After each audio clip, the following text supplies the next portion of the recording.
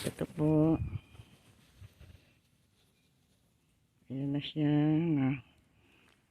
Iniipon ko kalaykay na alaykay. Tapos nakakadalawang plastic na ako.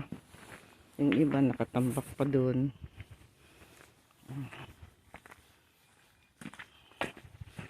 Ayan siya. Tambak. Iniipon.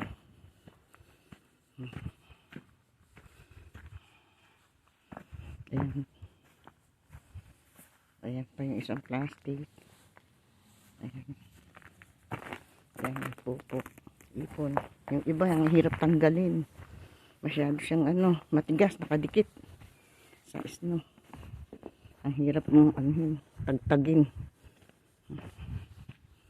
Ayan pa. Ito ang may kurang bahagi pa.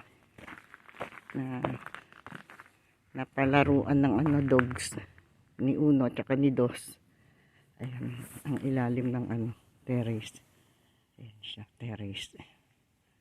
Ayan. Ito guys. Ano na, medyo nabawasan na siya. Hindi man natin matanggal lahat, pero mabawasan man lang. Kasi nung nakaraan, yung tinambak ko, nadagdagan. Yung inipon-ipon kong kinalaykay na iniwanan ko dati, nadagdagan. Pero ngayon, ayan na. Maganda na sa paningin. Medyo maganda na. Kahit na, kasi dito mahirap talaga dahil hindi siya natututukan ng araw. Kaya, yan, may snow pa siya.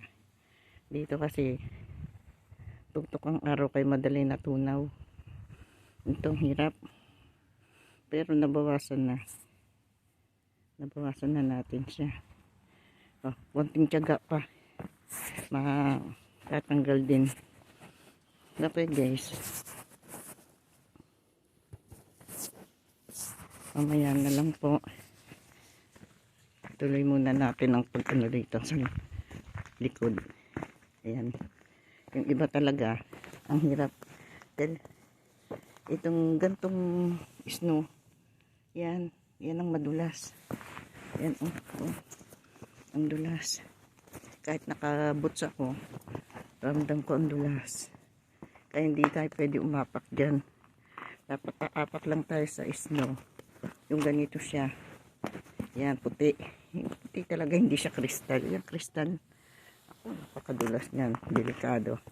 Ingat po tayo kasi tayo ay senior na. Ingat din sa ating katawan.